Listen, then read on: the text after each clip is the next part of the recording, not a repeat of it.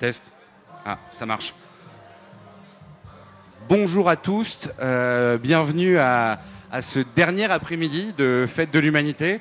Alors on est certes très fatigué après ces 2 jours de débat bien sûr, mais aussi d'agréables soirées comme nous l'avons vécu dans ce même stand hier soir avec la Léon Boom des jeunes socialistes. Je me présente, je m'appelle Morgan Boujard. Mes pronoms sont il et lui et je suis secrétaire national des jeunes socialistes en charge des relations extérieures, des relations internationales. Je m'occupe des questions internationales pour les jeunes socialistes et c'était important pour le Parti socialiste et les jeunes socialistes de participer à la fête de l'humanité en ayant un temps important consacré à la question palestinienne, à la question de Gaza, tant sur l'aspect humanitaire et du génocide qui a lieu en ce moment à Gaza et plus globalement en Palestine, que plus globalement traiter la question très politique de la question du devenir des Palestiniens en tant que nation, du devenir des Palestiniens en tant que nation souveraine avec un État. C'est pourquoi donc nous avons organisé ce temps de débat avec Benjamin du coup ici qui représente l'association Jurdi, qui vous présentera, qui est une association qui défend qui défend en fait la réalité et la mise en œuvre du droit international.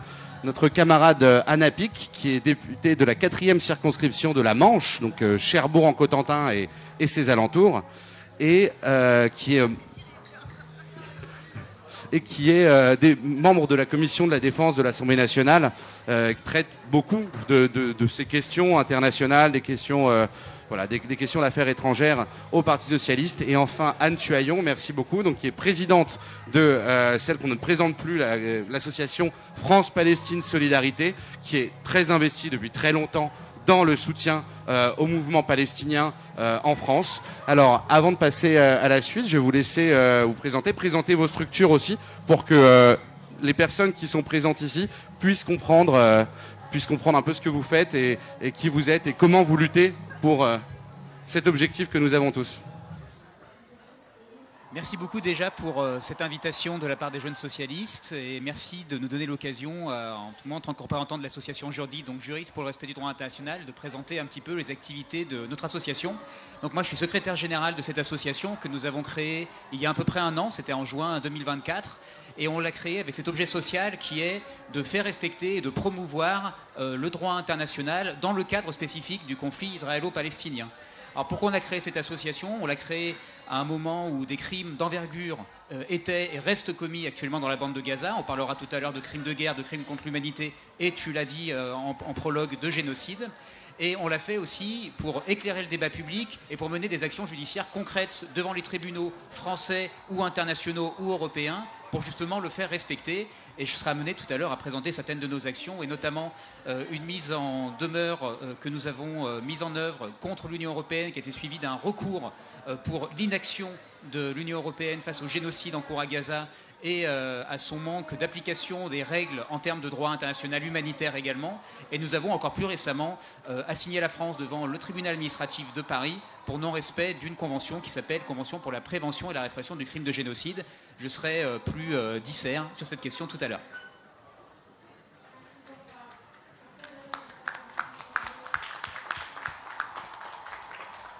Bien, donc effectivement, je suis Anna Pic et je suis chef de file pour le groupe socialiste apparenté à la commission de la défense. Commission dans laquelle nous n'abordons absolument pas ces sujets, évidemment, parce que c'est bien concrètement, je crois qu'on en parle dans pas beaucoup d'endroits, pas même dans la commission des affaires étrangères, en réalité à l'Assemblée nationale. C'est un sujet dont les politiques s'emparent à l'extérieur du Parlement et c'est là aussi une question qu'on peut se poser. Par 2 fois, l'Assemblée nationale a voté la reconnaissance d'un État palestinien et pourtant aujourd'hui, la gauche qui avait promis cette reconnaissance, elle n'a pas été promulguée lorsque nous étions au pouvoir. Néanmoins, nous avons aussi un parcours dans la reconnaissance de l'existence d'un peuple palestinien, parce que ça n'allait pas de soi lorsque, évidemment, l'État d'Israël a été créé, et que même si, dès le départ, il était évoqué l'existence de 2 États, finalement, ça ne traversait pas beaucoup la tête des Européens, le fait qu'il y avait un peuple palestinien. Alors à l'époque, on était encore dans une période coloniale, voire une période de décolonisation, et que la question du droit des peuples à disposer d'eux-mêmes n'était évidemment pas celle qui nous occupe aujourd'hui. La même prégnance, c'est pas du tout la même prégnance, mais je crois que nous devons poursuivre ce chemin, et donc avec Dylan Boutifla, notre secrétaire national aux relations internationales, nous avons beaucoup travaillé autour de la position du Parti socialiste et dans le cadre de cette vengeance du gouvernement de Benyamin Netanyahou suite aux attentats terroristes du 7 octobre. Ça a été une position qui a été affirmée par notre premier secrétaire dans l'Assemblée nationale dès le 8 octobre. Et je crois qu'il faut le rappeler qu'évidemment, c'est au regard du droit international qu'on ne peut pas être dans le deux poids deux mesures, et que quelle que soit l'histoire douloureuse que nous avons sur ces questions, eh bien, il faut savoir regarder avec les bonnes lunettes.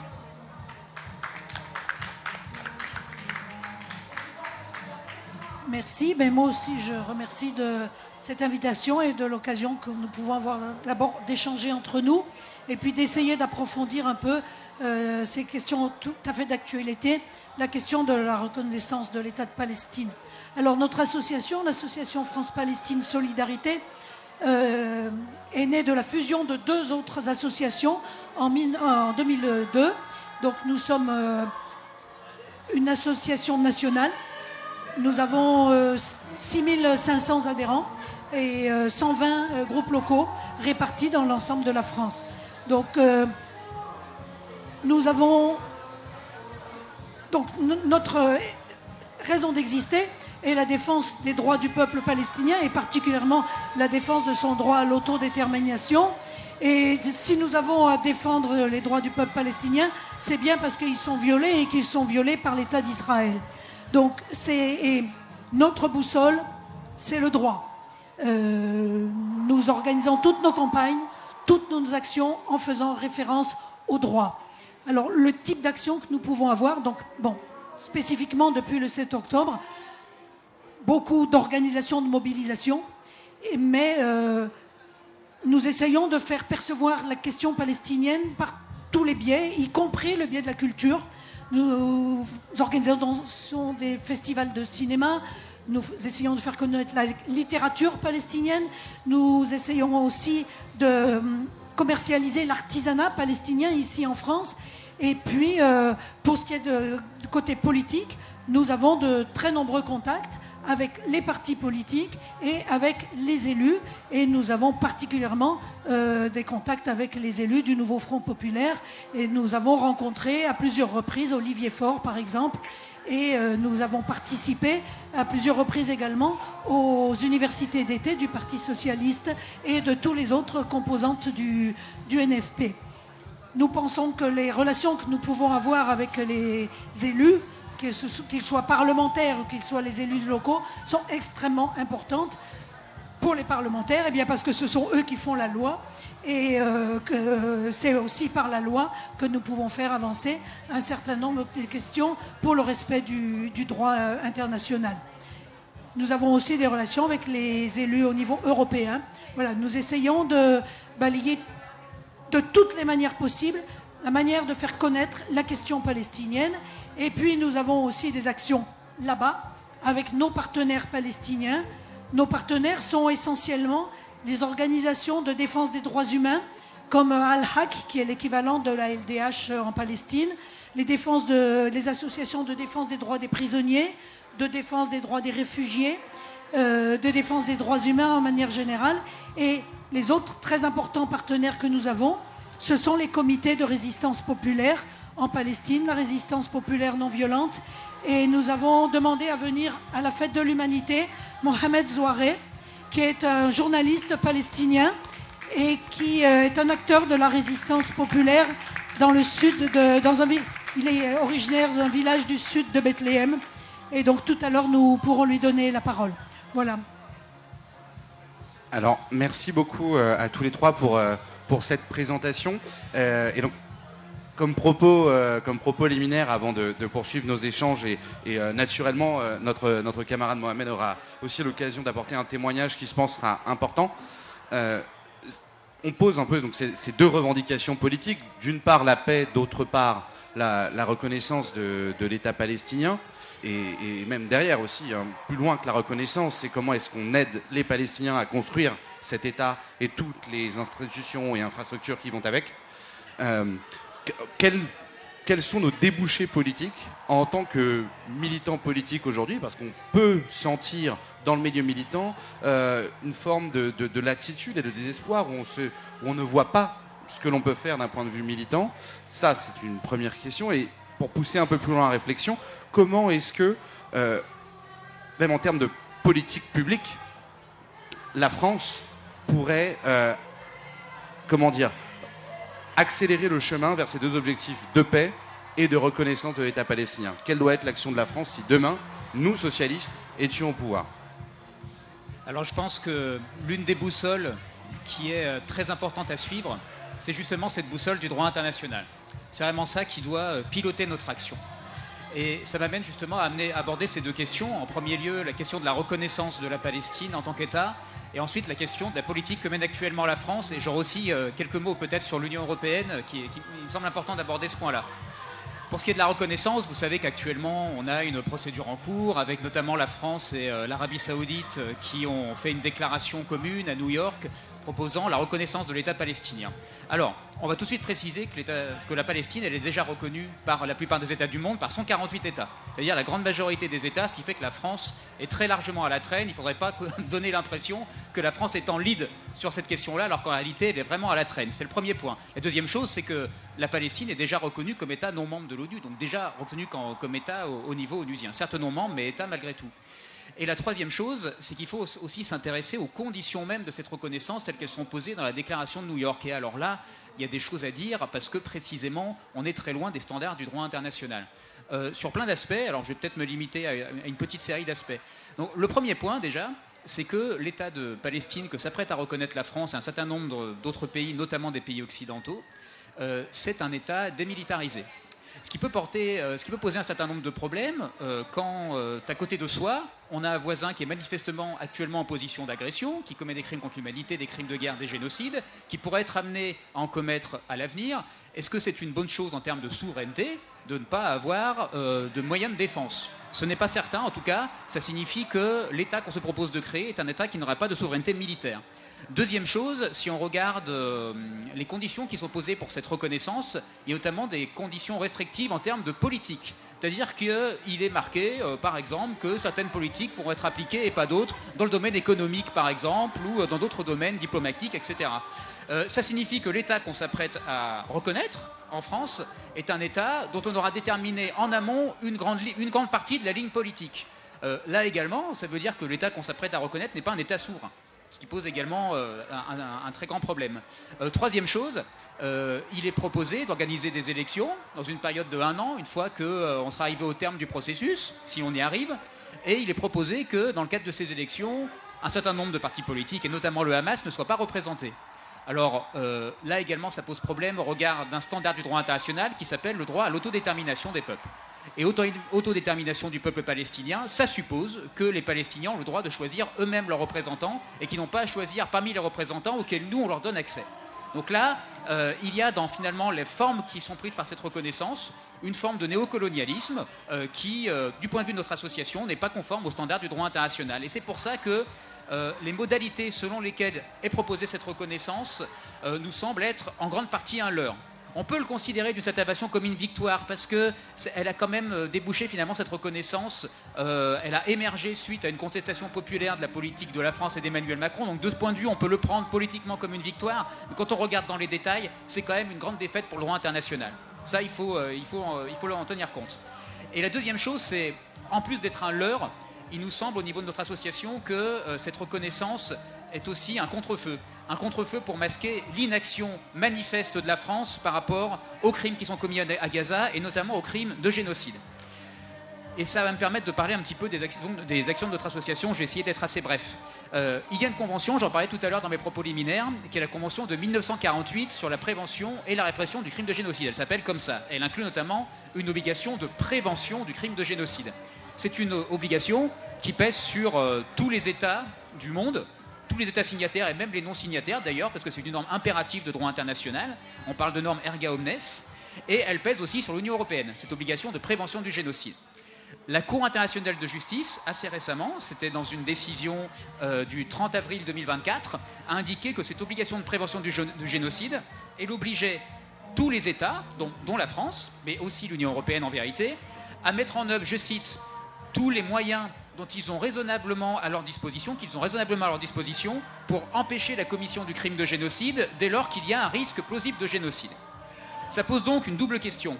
Est-ce que la France et l'Union européenne ont conscience de l'existence d'un risque plausible de génocide? Et deuxième question, si tel est le cas, est-ce que la France et l'Union européenne ont mis en œuvre tout ce qu'elles pouvaient mettre en œuvre pour empêcher la commission de ce crime? Première question, est-ce que la France et l'Union européenne ont connaissance d'un risque plausible de génocide? Bah oui, pour une raison simple, c'est que la Cour internationale de justice l'a dit. Le 26 janvier 2024, ça fait plus de 18 mois. Donc ça fait au moins, à minima, depuis cette date-là, parce qu'on pourrait remonter avant, on regarde des déclarations de certains responsables politiques israéliens. Ça fait au moins depuis cette date-là qu'on a connaissance officiellement d'un risque plausible de génocide. Donc la première condition est remplie. Maintenant, la deuxième question qui se pose, c'est est-ce que la France a tout mis en œuvre pour empêcher la commission de ce crime? Et à cette question-là, on ne peut que répondre que manifestement, la réponse est non, de manière très manifeste. Et je vais prendre quelques exemples en essayant de ne pas être trop long. Est-ce que la France a pris des sanctions ciblées contre des dignitaires israéliens, par exemple contre Benjamin Netanyahou, par exemple contre des milices qui tiennent des propos qui appellent ouvertement au nettoyage ethnique de la Palestine? La réponse est non. Vous savez qu'il n'y a même pas un seul ministre israélien qui est déclaré sur notre sol persona non grata. Même pas ça. C'est même pire. On va même jusqu'à autoriser l'avion gouvernemental de Benjamin Netanyahou à survoler notre territoire en violation manifeste du statut de la Cour pénale internationale, du statut de Rome, qui a émis, vous savez, un mandat d'arrêt contre Benjamin Netanyahou pour crimes de guerre et crimes contre l'humanité, et qui forcerait normalement notre pays à coopérer avec cette Cour et à procéder à son interception. Là, non seulement on ne l'arrête pas, mais en plus on l'autorise officiellement à survoler notre territoire. Et là, je vous le dis, avec Jordi, enfin avec l'association Jordi, on est en train d'intenter une procédure pour avoir accès aux documents d'autorisation, pour savoir sur quelle base juridique erronée se fondent ces autorisations et pouvoir ensuite les attaquer en justice. On vient d'avoir une victoire il y a quelques jours dans le sens où la CADA, donc la Commission d'accès aux documents administratifs, a ordonné à la France de nous communiquer ces documents. Donc on pourra prochainement les attaquer. Deuxième chose, est-ce que la France a pris des sanctions économiques contre Israël? Non. Est-ce que la France a même été capable de stopper les livraisons d'armes? Eh bien même pas. Il y a des armes, ça a été documenté, qui ont transité pour une somme qui avoisine les 30 millions d'euros, qui ont transité par le port de Fos-sur-Mer, par l'aéroport de Roissy-Charles de Gaulle, et il a fallu des mobilisations de dockers, par exemple, pour empêcher certaines, mais pas toutes, certaines de ces livraisons d'armes. Donc, la France, de tous ces points de vue, c'est zéro. Et c'est la raison pour laquelle, au nom de notre association, nous avons saisi le tribunal administratif de Paris pour faire condamner la France pour non-respect de la Convention de 1948 sur la prévention et la répression du crime de génocide.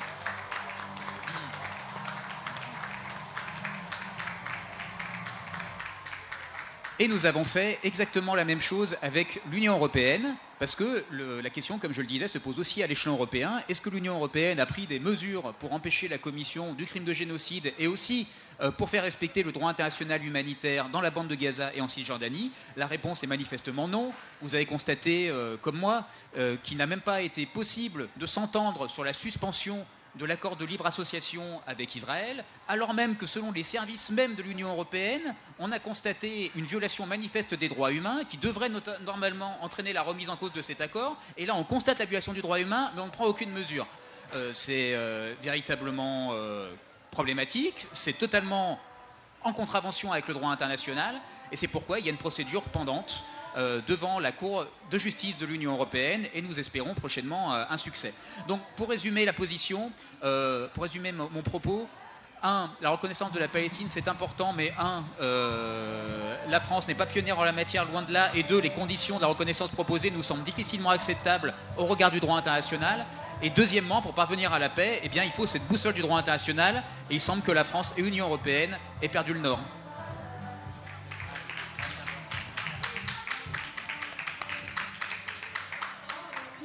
Je vais juste rajouter quelques petites choses parce que je partage la totalité de ce qui vient d'être dit.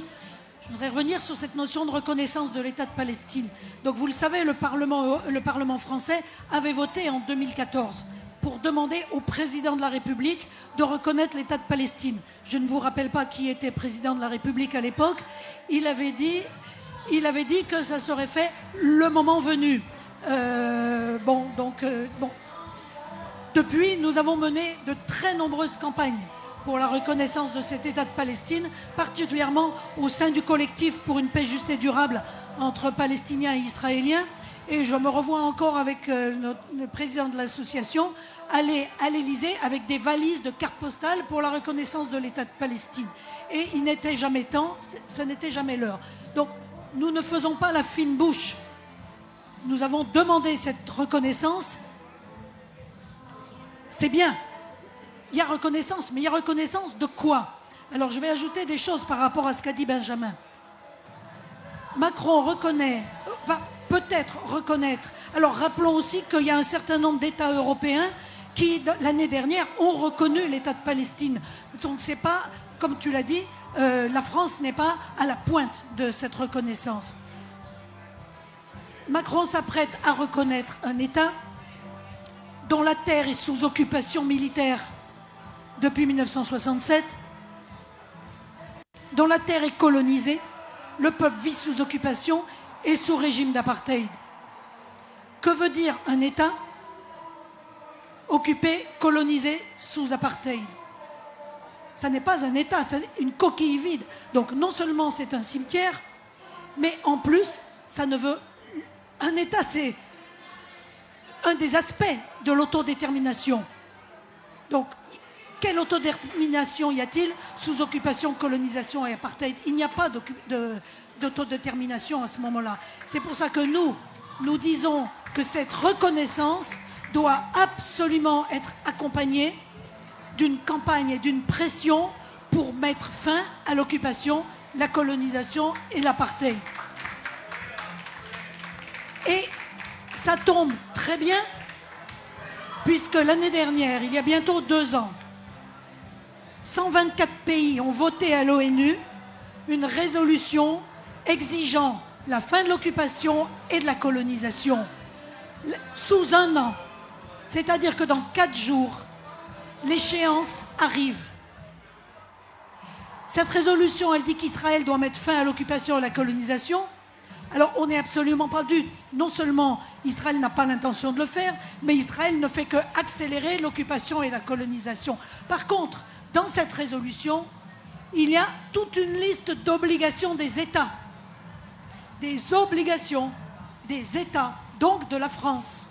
Et parmi ces obligations, des obligations destinées à mettre la pression sur Israël pour lui imposer le droit. Il y a l'embargo sur les armes, il y a l'arrêt de l'importation des produits des colonies, il y a prendre des mesures contre les entreprises et les ressortissants français qui, par leurs actes, contribuent à perpétrer l'occupation et la colonisation illégale. Il y a toute une liste d'obligations. Et depuis le mois de janvier, nous interpellons le gouvernement pour leur demander quelles mesures ils ont l'intention de prendre pour appliquer ces obligations. Nous avons eu tout un tas de contacts avec des parlementaires qui ont posé des questions, qui ont interpellé le gouvernement pour lui demander comment ils allaient mettre en œuvre les obligations. Pas plus les parlementaires que nous. Nous n'avons eu aucune réponse à nos questions. Pire, nous avons eu une réponse lors d'une audience en rendez-vous au ministère. Tenez-vous bien. On nous a répondu, ça n'est pas parce que nous soutenons une résolution que nous sommes tenus de l'appliquer. Voilà la conception du droit international de la diplomatie française. C'est quand même extrêmement inquiétant. Donc voilà pourquoi nous articulons constamment, parce que là, nous avons levier. Ce sont des obligations des États.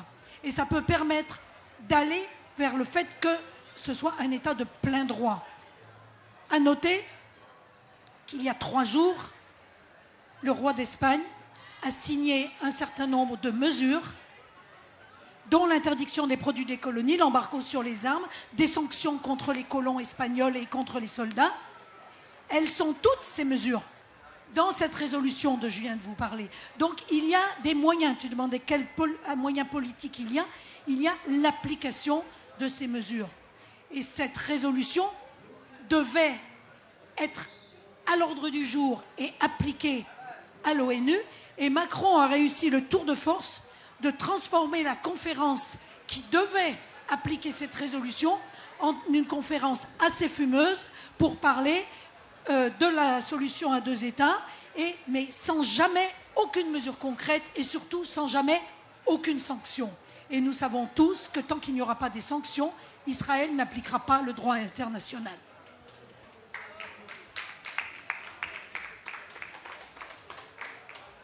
Bon, effectivement, on est évidemment raccord hein, sur ce sujet. En fait, normalement, un droit est un droit. Il n'y a pas de conditionnalité lorsque c'est un droit, et encore moins lorsqu'il s'agit de droits humains ou de droit international. Et ce qui est absolument extraordinaire dans ce dossier, c'est que depuis le début, il y en a qui mériteraient le droit d'exister sous condition. Et c'est à chaque instant que ça permet finalement de ne pas faire ce qui normalement devrait être fait. C'est la conditionnalité perpétuelle. Or, ça n'existe pas, la conditionnalité pour exercer son droit. Ça n'est pas possible. Sinon, évidemment, on va tous avoir des variables d'ajustement du droit qui vont être très individualisées. Et là, c'est la fin du droit. Donc oui, nous avons vu, depuis désormais quelques mois, que la question de la reconnaissance de l'État palestinien est apparue très tardivement, comme quelque chose d'un peu symbolique, parce que l'Espagne avait commencé à agir, parce que d'autres commençaient à agir, et parce que finalement, on ne pouvait plus tout à fait fermer les yeux. Mais nous avons, nous, parlementaires, et tout particulièrement dans l'Assemblée nationale, vécu des moments extrêmement douloureux. Des moments extrêmement douloureux où finalement, il y avait un impossible débat sur cette question de ce qui se passait à Gaza, de la réponse de l'État d'Israël face aux attaques du 7 octobre.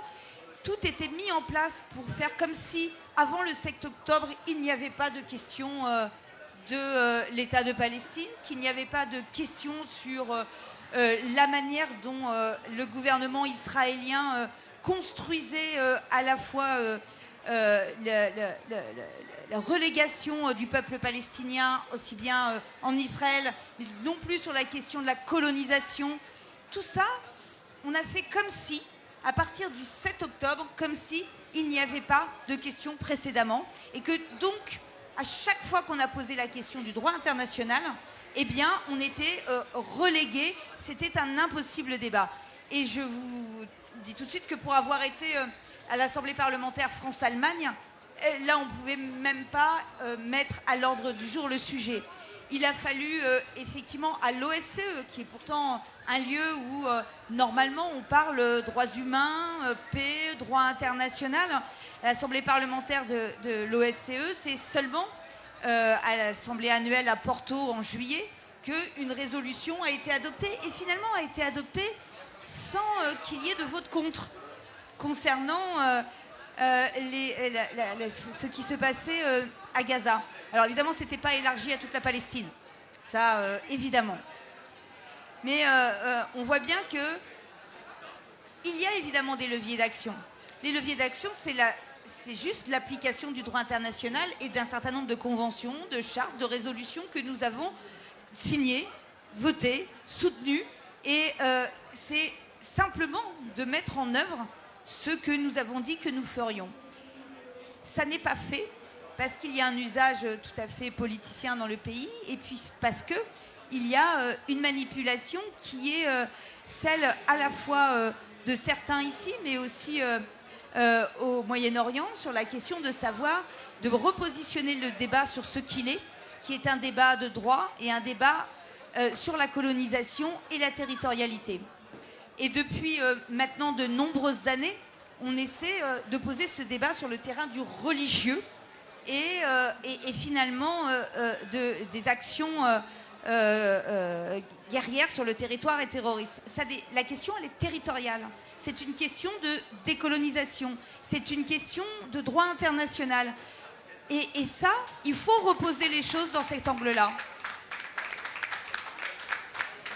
Sur les mesures qu'on doit absolument prendre et que, évidemment, un certain nombre de groupes parlementaires ont réclamé depuis maintenant bien des mois, c'est les sanctions, évidemment. Alors d'abord, effectivement, cet accord UE-Israël qui doit être suspendu. Ça, c'était une mesure que normalement la France aurait dû réclamer au plus vite.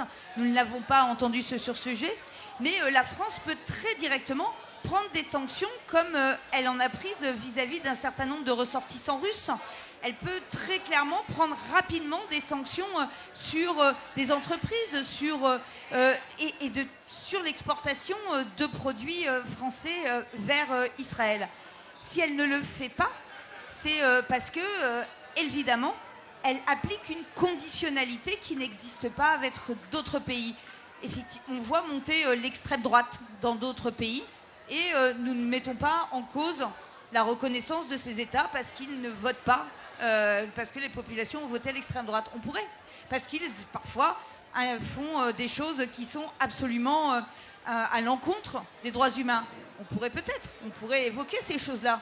Mais en fait, il n'y a pas de conditionnalité pour les autres, mais il y a une conditionnalité pour l'État de Palestine. Et puis, il y a une forme, finalement, d'essentialisation. Puisque quand on rejette de cette façon-là pendant des mois, c'est que pendant des mois, on a, en France aussi, assimilé les Gazaouis au Hamas. Tous les Gazaouis au Hamas. Et de la même façon, on oublie que la Palestine, c'est pas Gaza ou la Cisjordanie.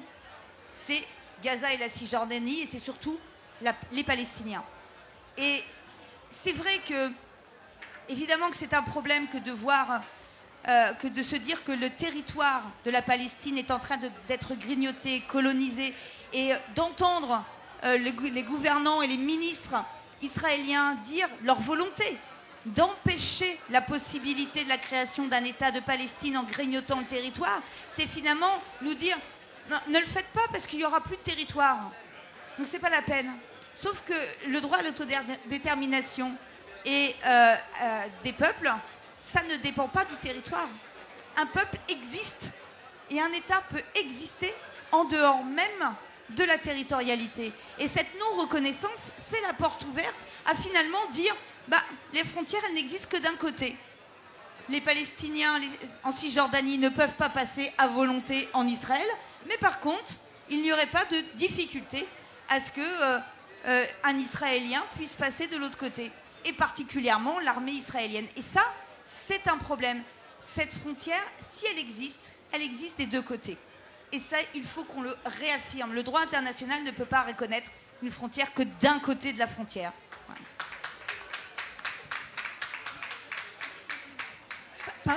Par rapport à l'État, oui. Ça a été dit à 2 reprises. Un État existe s'il y a un peuple. Et la particularité du peuple palestinien, c'est que la moitié de ce peuple vit réfugié ou en exil. Donc on ne peut pas imaginer, envisager les contours de l'État palestinien sans se poser la question de ce que deviennent ces 7 millions de réfugiés et d'exilés qui ont le droit au retour en vertu d'une résolution de l'ONU. Donc il faut toujours, quand on parle de solution politique, se rappeler qu'il y a 7 millions de Palestiniens qui ont le droit de revenir là d'où ils ont été chassés en 1948. Toujours l'avoir en tête. Merci beaucoup à vous trois. Merci aussi à Adèle Castillon pour sa contribution musicale à nos échanges. Avant d'ouvrir le débat à la salle, je voulais vous faire entendre un témoignage justement d'un journaliste palestinien qui est présent avec nous. Nous pouvons l'applaudir, Mohamed. Et voilà. Et je donne aussi un micro à son interprète. Merci.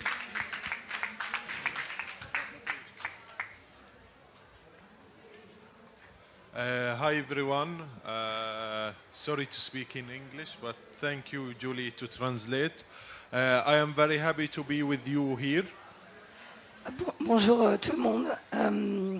Je suis très content d'être ici. Merci et merci désolée de parler en anglais. I just arrived from West Bank before 3 days. Je suis arrivé de Cisjordanie il y a 3 jours. And I just want to tell you about the situation that we have been facing in the West Bank. Et je voulais vous parler de la situation à laquelle on fait face en Cisjordanie. Since the genocide in Gaza, we have been also in the West Bank facing a silent genocide from the settlers under the protection of the army and also from the army. Depuis le début du génocide, en Cisjordanie aussi, on vit un génocide silencieux à cause des attaques des colons qui sont protégés par l'armée israélienne. Actually, the settlers working with a plan under the protection of the army, and they are having, because all of the eyes on Gaza, even all of the eyes on Gaza, until now there is no stop of the genocide, and they continue killing us in Gaza and West Bank. À cause de la tension médiatique sur Gaza, on voit moins ce qui se passe en Cisjordanie, mais malgré la tension médiatique sur Gaza, ils continuent de nous tuer à Gaza, mais ils nous tuent aussi en Cisjordanie. The daily life of us, even it was hard before the 7th of October, and the settlers attack just on in the 6th of October, there was attack Huwara village, and this was our daily life in the West Bank from the settlers. Déjà avant le 7 octobre, nous faisions face à la violence et aux attaques quotidiennes des colons. Par exemple, le 6 octobre, c'est le village de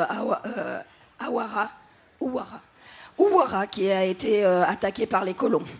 But after the 7th of October, they starting more and more because they see that the international law, they didn't do anything for them, and they have more power, and the government, they send them the weapon, and this weapon is coming from United States and some of the Europe country. Et depuis le 7 octobre, ça s'est encore plus aggravé parce que Israël voit qu'ils n'ont aucune sanction, ils ont le droit de faire ce qu'ils veulent, et les colons ils sont armés par ils ont été armés par l'armée, enfin par l'État israélien, et c'est des armes américaines et même européennes. And as an activist, we was working with the Bedouin community, and we was able to launching a demonstration in different area in the West Bank. Avant, nous, en tant que militants de la résistance populaire, on pouvait organiser des manifestations pacifiques régulièrement. This day, unfortunately, we cannot go to help more Bedouin community because a lot of Bedouin community, they left their area because the settlers attack, and also because the settlers, they steals their sheep and they cut for them the water, and all of that happen under the control and under the eyes and under the protection of the police and also the Israeli army. Et ces projets qu'on faisait pour aider les communautés bédouines, maintenant on ne peut plus les faire parce que les communautés bédouines, elles ont été déplacées parce qu'elles avaient peur des attaques des colons. Enfin, pas peur, en fait elles n'arrivaient plus à subir les attaques.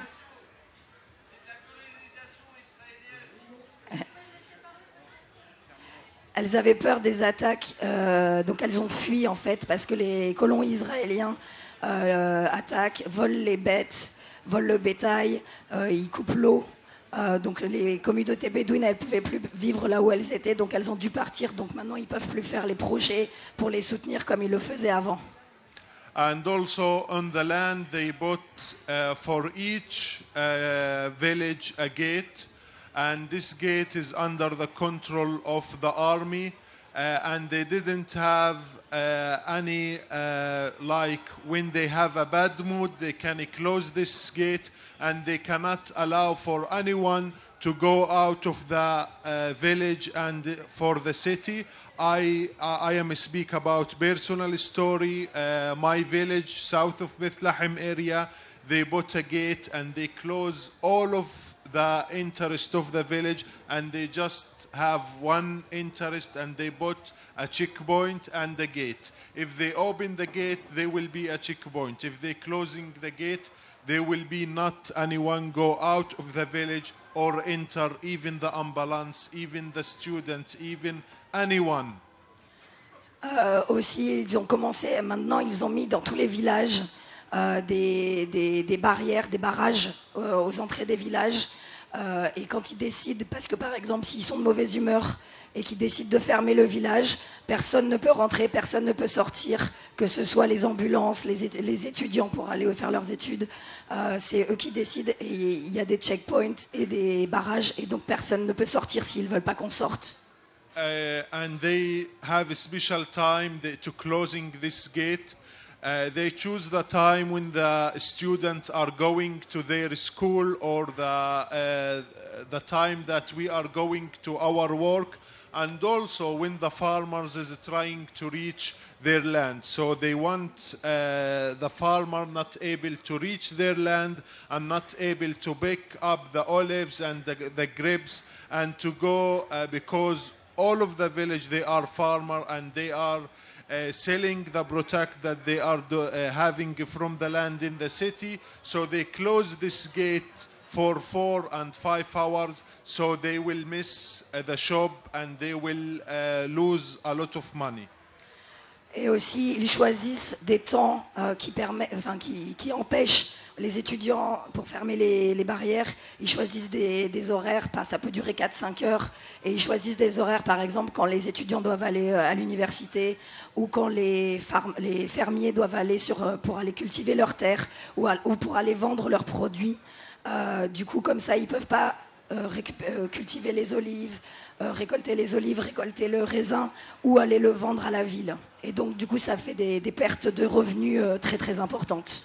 Even the water, they steal our water and then they sell it for the PA and then the PA giving to us after we pay.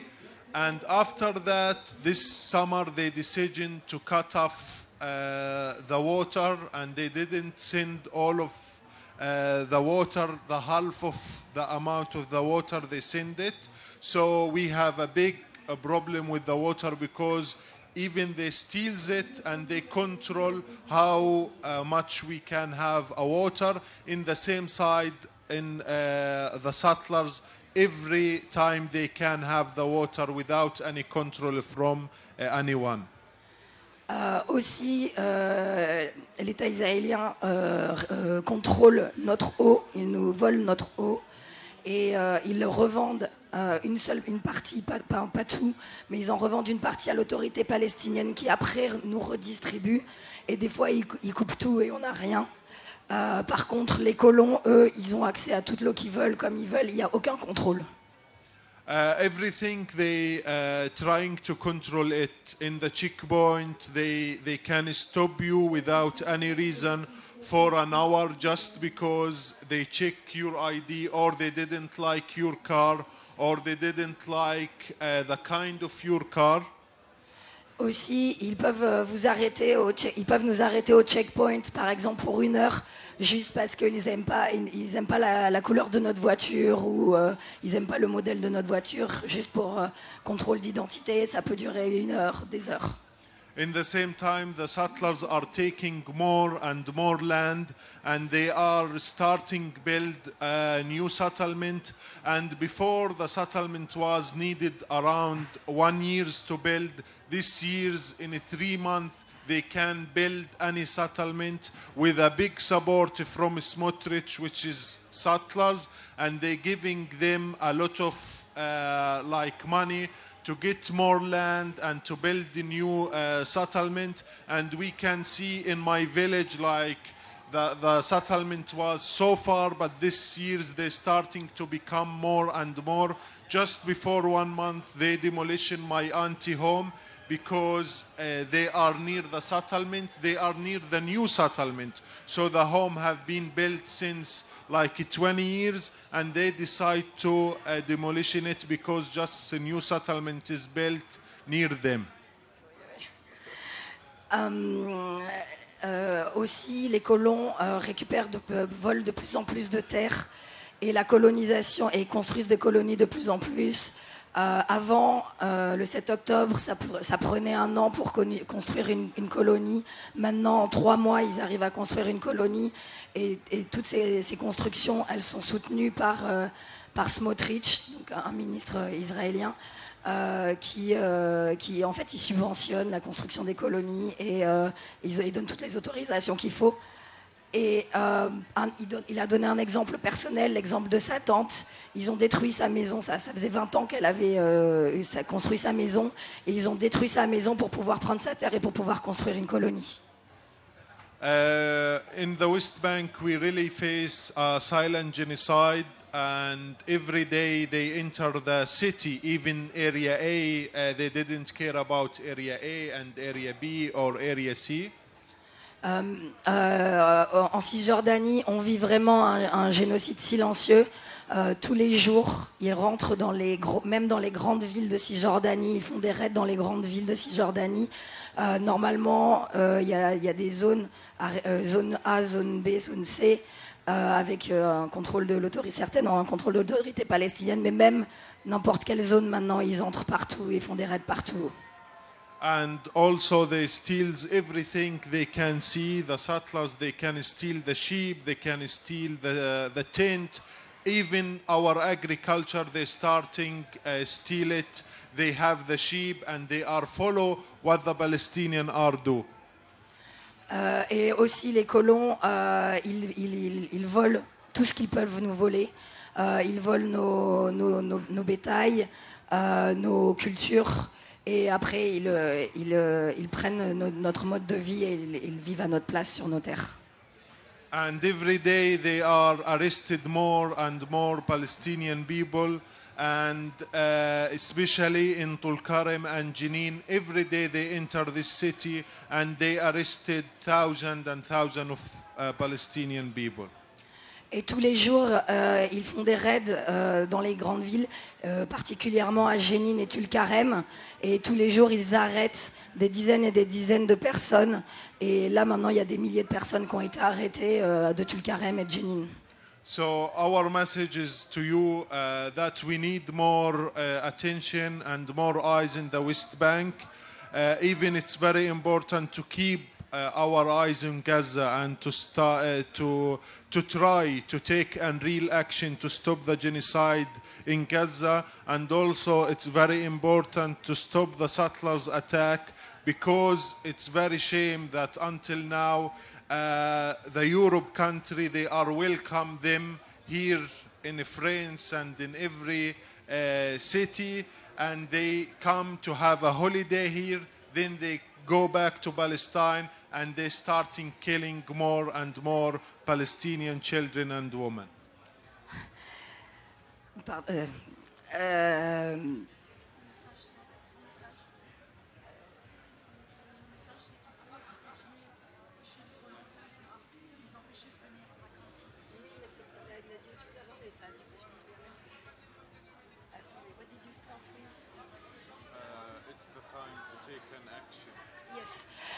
C'est important que vous agissiez, que vous preniez des actions pour empêcher le génocide. Et même si c'est important de continuer à regarder ce qui se passe à Gaza et d'agir pour stopper le génocide à Gaza, c'est aussi important de regarder ce qui se passe en Cisjordanie et de faire en sorte que les pays européens agissent, parce que pour l'instant les colons, ils viennent en vacances, ils sont acceptés pour venir en vacances en Cisjordanie, en Europe, et ils viennent se reposer en vacances et après ils reviennent en Palestine pour nous tuer.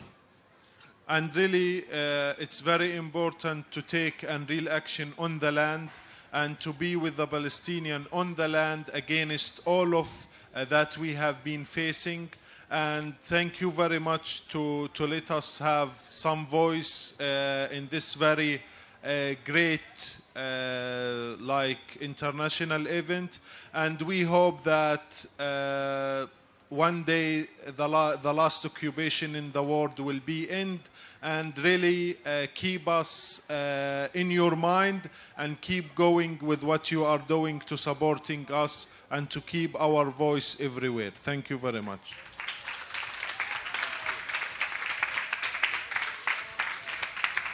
Merci beaucoup Mohamed pour ce témoignage qui en fait vient donner du corps à notre réflexion. On voulait à l'origine ouvrir la discussion avec la salle, mais vu le temps, on me fait signe que ouais, ça va être compliqué. Peut-être si vous souhaitez tous les trois conclure avant de clore cette table ronde suite à l'intervention de Mohamed notamment. Je vous laisse dans le même ordre que tout à l'heure. Voilà. Ou en inversant. Voilà, pourquoi pas en inversant. Anne Tuaillon. Oui, dans le titre de cette table ronde, il y avait le mot paix. Et paix maintenant. Je vais peut-être dire une banalité, mais il n'y a pas de paix sans justice. Et c'est encore plus vrai pour le peuple palestinien. Ça fait maintenant 77 ans que le peuple palestinien a été chassé de sa terre. On l'a dit que la moitié d'entre eux vivent en exil ou réfugiés. Ça fait 77 ans qu'ils sont victimes de crimes de guerre, de crimes contre l'humanité, et maintenant du crime le plus ignoble qui est le crime de génocide. Et ça fait 77 ans que la communauté internationale ne fait rien pour arrêter Israël. Donc, oui, il faut une paix, mais il faut une paix juste. Donc, il faut commencer par réparer les injustices. Quand je parlais du droit au retour tout à l'heure, c'est ce que je voulais dire. Il faut mettre fin à cette colonisation qui est un crime de guerre. N'oublions pas que la colonisation est un crime de guerre. Et il faut également mettre fin à ce régime d'apartheid qui fait qu'il n'y a pas égalité des droits entre les citoyens qui vivent entre la mer Méditerranée et le fleuve Jourdain. Quand nous disons la fin de l'apartheid, c'est ça que nous voulons dire. Les citoyens doivent être égaux en droit sur la terre sur laquelle ils vivent, et leur droit en tant que peuple doit être reconnu. Mais la paix n'a pas de sens s'il n'y a pas de justice.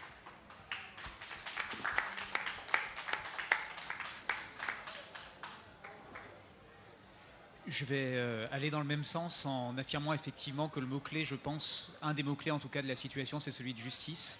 Et que cette justice, elle passe justement par le respect des normes impératives de droit international les plus évidentes, notamment la répression de tous les génocidaires, de tous les auteurs de crimes internationaux, que ce soit des crimes contre l'humanité, des crimes de guerre ou des crimes de génocide, la prévention du génocide dont je parlais tout à l'heure. Et j'aimerais rappeler à cet égard-là, et je conclurai par là, que cet appareil de droit international dont participe notamment cette convention de 1948 pour la prévention et la répression du crime de génocide, c'est un droit qui a été façonné en grande partie au sortir de la Seconde Guerre mondiale face aux atrocités qui avaient été commises, et c'était un moyen pour nous d'affirmer notre propre humanité, de dire qu'il y a des choses qui sont tellement horribles, qui révulsent tellement notre conscience, qu'on se doit de les refuser. Et dans ce sens-là, aujourd'hui, défendre les droits du peuple palestinien, que ce soit son droit à la vie, son droit à la santé, son droit à l'autodétermination, c'est aussi défendre notre humanité.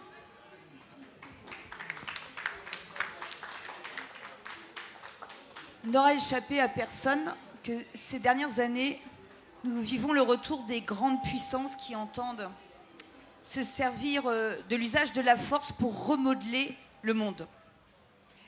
Évidemment, le conflit et ce que nous vivons aujourd'hui au Moyen-Orient, ça n'est pas, on l'a dit, d'il y a quelques mois. Mais le soutien de ces grandes puissances qui vont à la confrontation guerrière, à ce gouvernement de Benyamin Netanyahou, à cette extrême droite israélienne qui mène la danse désormais, participe finalement de la mise à mal du droit international. Ce qui est pour nous, républicains, absolument intolérable, c'est de constater que la France, ce pays qu'on a souvent appelé le pays des droits de l'homme, ce pays qui, dans ces termes, a souvent été un modèle pour des peuples qui, justement, souffraient de l'inégalité, de l'injustice et du refus des droits. Eh bien, ce pays, aujourd'hui, ne prend pas le chemin qui permettrait justement de poser les bases d'une paix juste et durable. Pour qu'elle soit durable, cette paix, cela a été dit, il faut qu'elle soit juste. Sinon, évidemment, elle ne le sera pas. Ce sera une capitulation pour les uns, ce sera un cessez-le-feu potentiellement, mais elle ne construira pas le chemin de la paix. Il nous faut retrouver ce que nous sommes. Ce que nous sommes dans la République, c'est ceux qui fondent l'égalité en droit. Et ce que nous exigeons pour nous-mêmes, nous devons l'exiger pour le reste du monde. Nous n'aurons aucune plus-value, nous, Européens, qui revendiquons le droit, normalement, si nous ne sommes pas capables de porter cet impératif au niveau international. Comment être crédible face à ces grandes puissances qui nous attaquent si finalement nous fermons les yeux sur ce qui se passe au Moyen-Orient? Si nous acceptons que des ministres d'un gouvernement expliquent que, oui, ils ont un plan, celui de bombarder aussi le Liban, celui de bombarder aussi le palais présidentiel en Syrie, et quel que soit ce que l'on pense du nouveau chef d'État syrien, de finalement décider que l'on peut, comme ça, pour des raisons de politique intérieure aussi, eh bien, aller attaquer les pays d'à côté. Et pour vous dire la vérité, j'ai rencontré il y a quelque temps ces experts de la sécurité israélien qui conseillent le gouvernement de l'État d'Israël aujourd'hui. Ils l'avaient prévu déjà, de bombarder le Liban, la Syrie, etc. Et il y en a d'autres derrière. Ils ont juste attendu un petit peu de temps entre le moment où ils nous l'ont dit entre quatre murs et le moment où ils l'ont proclamé beaucoup plus médiatiquement. Il nous faut absolument, aujourd'hui, c'est une véritable question de ce que nous sommes comme républicains, que ce que représente la France, que de poser des sanctions lorsque le droit international est bafoué. Sinon, nous serons ce petit pays qui, finalement, accepte l'idée que des grandes puissances, que ceux qui ont les armes, remodèlent le monde en dehors de tout droit et en dehors de tout multilatéralisme. Merci beaucoup pour votre présence. Nous vous remercions d'avoir été là pendant tous 6 week-ends à écouter ces échanges que nous avons pu avoir. Et puis, on vous dit à l'année prochaine. Au revoir. Merci bien sûr à tous les bénévoles et à tous les permanents qui ont tenu le stand. C'est grâce à vous qu'on a pu avoir ce super week-end et on sera d'attaque l'année prochaine.